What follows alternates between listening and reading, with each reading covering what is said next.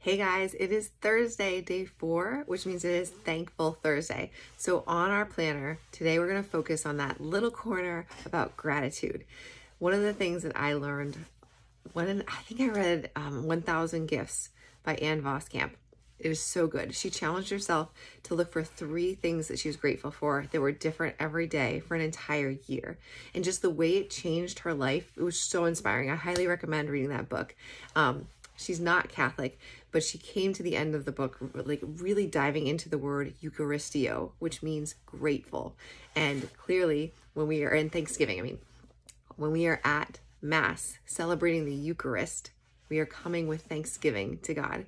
So when we start to look for things to be grateful for, it just transforms everything. And there's been scientific studies done to show that when you're looking for good things, your brain starts finding more good things. It's just like the same with the reverse. If you're looking for negative things, your brain starts finding more negative things. It's like if somebody were to say, all right, find as many pink things as you can. You're going to look around and see all the, like the pink pen and the pink scissors and the pink doll clothes all around your room. But if you're, then they ask, okay, how many green things did you see? You're like, I don't know. I wasn't looking for green things. You have to train your brain to focus on the positives.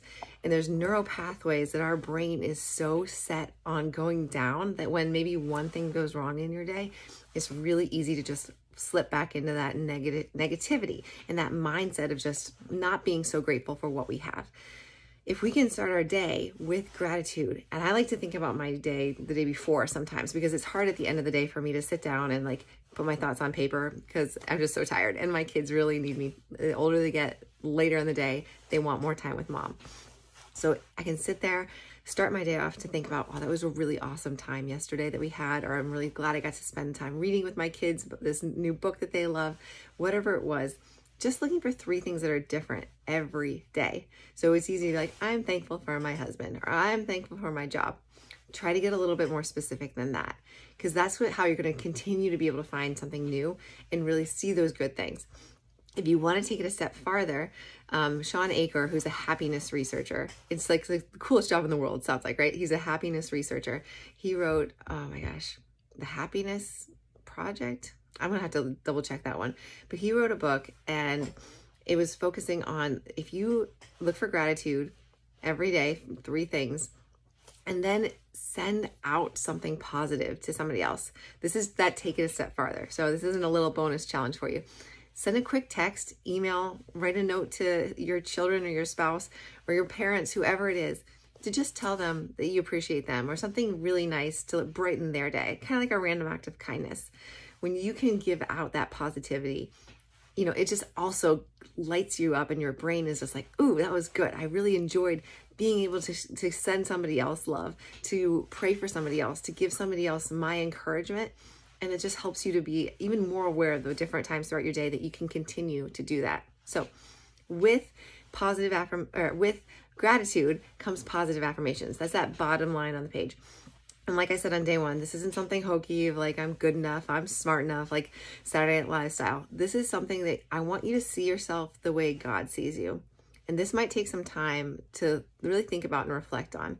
How do you want to see yourself? And how does God already see you? This might be something as simple as, I'm a beloved daughter of God. I am made in His image. These things that might take a second to sink in. And if you don't have a practice in positive affirmations, or you don't have a great concept of yourself at this point, this might feel a little uncomfortable. But to just think about where you're at and to say, I have value, I have worth, I choose joy today. I choose to do something challenging today.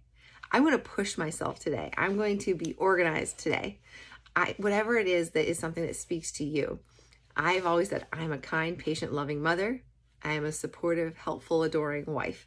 Those are my top 2 affirmations, because there's some days I don't feel like I'm such a patient mother, or I don't feel like I'm such a helpful or adoring wife, but I want to be. It doesn't have to be something that's like a far off thing, an affirmation of like, I own the biggest yacht in all the world. Like, it's something that is realistic to you and can be helping you to get towards that goal that you envision for yourself.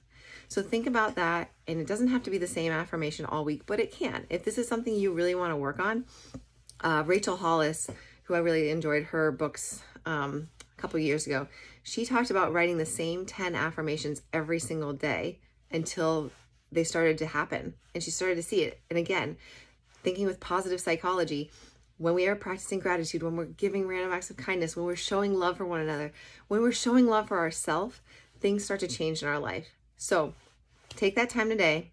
Don't skip over that part of the page. Write out 3 things you're grateful for and write a positive affirmation about yourself, what you are now, what you strive to be, and who God sees you as already. All right. Have a blessed day. I'll talk to you guys later.